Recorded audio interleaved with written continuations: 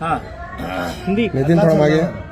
मोरे मागे या. काय आहे की हास्य दिसतंय काय नाही ठीक आहे. आम्हाला सगळं माहीत आहे की याच्या मागे काय षडयंत्र आहे, कोण हे षडयंत्र रचत आहे. सगळ्यांना माहीत आहे की यावेळी MIM सगळ्यात मोठा पक्ष म्हणून जिंकणार आहे. आणि दुसरे जे पक्ष आहे ते भारतीय जनता पार्टी असू शकते, शिवसेना, एकनाथ शिंदे असू शकते. त्यांना माहीत आहे की आपण जोपर्यंत MIMला रोखणार नाही तोपर्यंत त्यांनी जे लोकांनी निर्णय घेतलेला आहे की MIM पक्षाला आपल्याला निवडून द्यायचे आहे. म्हणून कुठेतरी किरायचे टट्टू जे असते ना, ज्यांना विधानसभेच्या वेळी किंवा लोकसभेच्या वेळी पैसे देऊन, हेच लोक आहे, हेच गँग आहे. तुम्ही शहरामध्ये विचार करा, तेच ते लोक जे विधानसभेच्या वेळी ऍक्टिव्ह होतात, लोकसभेच्या वेळी ऍक्टिव्ह होतात. त्यांच्या गाड्यामध्ये पेट्रोल कोण टाकतात, तर अतुल सावे टाकतात, संजय शिरसाट टाकतात.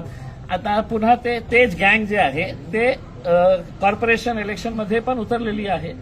त्यांना पेट्रोल मिळालेलं आहे, त्यांच्या गाडी आता धावायला सुरुवात झालेली आहे. त्यांना असं वाटलं की हे आमचा एरिया आहे आणि तिथे प्रभाग जे आहे तिथे त्यांचा परिवार इलेक्शन लढत आहे. ते स्वतः कलीम खुरेशी नावाचा जे गुंड आहे, त्याचा भाऊ, त्याची बायको, त्यांचे हे सगळं परिवार तिथे लढत आहे. आणि त्यांचं म्हणणं आहे की आमचा एरिया आहे, आमच्या एरियामध्ये येऊ नये करके. म्हणून हे सगळं जे हल्ले जे आहे ना, एक भीतीचं वातावरण निर्माण करायचं की आम्ही तिथे येऊन प्रचार करायचा नाही, पदयात्रा करायचं नाही. म्हणून अचानक जेव्हा पोलीस उपस्थित होती, 25-30 गुंड आले, त्यांच्या हातात काही हत्यारं होते, फायटर्स होते त्यांच्या हातात, आणि अचानक त्यांनी हल्ला चढवला. आमच्या गाडीवरही हल्ला झाला, तुम्हाला ते झाल्यानंतर त्यांना असं वाटलं की आम्ही आता आमची पदयात्रा आता थांबवणार आहे. मी कुठलेही थांबवलं नाही.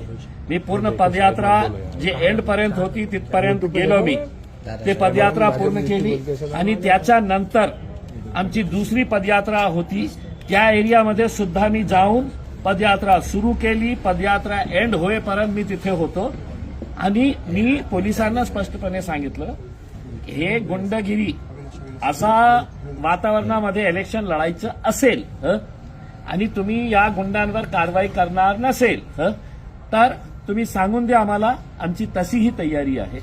हे गुंड लोक कशा प्रकारे गाडीवर हल्ला चढवत होते आणि त्यांचा प्राईम टार्गेट कोण होता, तर मी होतं. माझ्यासोबत जे लोक होते त्यांना काही मार लागलेला आहे, आम्ही त्यांना मेडिकलमध्ये पाठवलेला आहे. आता पोलिसांची वाट बघत आहे. पोलिसांनी मला आश्वासन दिलेलं आहे, आम्ही कडक कारवाई करणार आहे. जे हल्ले काय कारवाई असणार आहे कडक, ते आम्हाला बघायचं आहे. हल्ल्यामध्ये आपल्या अंतर्गत काही नाराज गट करण्यात आला आहे किंवा थोडं मागे वळा. नाही, काय हे की हे जे गुंड आहे, मी ज्याचं नाव घेत आहे कलीम खुरेशी, त्याचे धंदे काय आहेत? त्याचे धंदे गुटखेचा कारोबार करणारा, बायोडिझेलचा 2 नंबरचा धंदा करणारा, आणि जे शाळकरी मुलांना राशन मिळतं खिचडीचं, ते राशन ते उचलून गुजरातला, अहमदाबादला पाठवतो. आणि इथे एक वालूजमध्ये एक फॅक्टरी आहे, कोणी अगरवाल नावाचा हे इंडस्ट्रियलिस्ट आहे मुंबईचा, त्यांच्या सोबत हे फॅक्टरी चालवतात. ते म्हणजे गोरगरीब मुलांचा राशन घेऊन त्याच्यामध्ये पैसा खूप आहे, तर त्यांनी सगळ्यांना विकत घेतलेला आहे. असं म्हणणं आहे की तुम्ही पक्षाची तिकीट विकले, हे जे हल्ला करणारे सगळे MIMचेच तुम्ही कोण मला माझ्या पक्षातले आहे का तुम्ही? पक्षात होता कधी? नाही, कधी नाही होता. मी असं घाणेरड्या लोकांना माझ्या पक्षात कधी घेतलं नाही आणि घेणारी नाही. आणि मी विकला असेल तर तुम्ही कोण?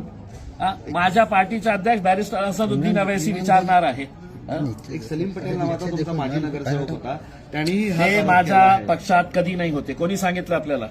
त्यांनीच दावा केला होता की मी MIMचा कार्यकर्ता होतो, नेता होतो. नाही, ते आमच्या पक्षात कधी नाही होतं. मग ही नाराजांची हे जे आहे ना, हे सगळ्यांना हे माहीत पडलेलं आहे की 16 तारखेला सगळ्यात मोठा जल्लोष जे आहे ते MIM पक्षामध्ये होणार आहे. कुठेतरी दादागिरी करून आपण त्यांच्यामध्ये भीती निर्माण करून, आम्ही कसल्याही प्रकारचे घाबरणारे लोक नाही आहेत. पोलिसांनी कारवाई केली नाही तर बघू. तुमच्या पक्षांचे सर्वे येतात आणि त्यानंतर असा हल्ला करणं म्हणजे कुठेतरी साहेब, आमची सगळी तयारी आहे. मी काय म्हटलेलं आहे की पहिल्यांदा हे होत आहे का?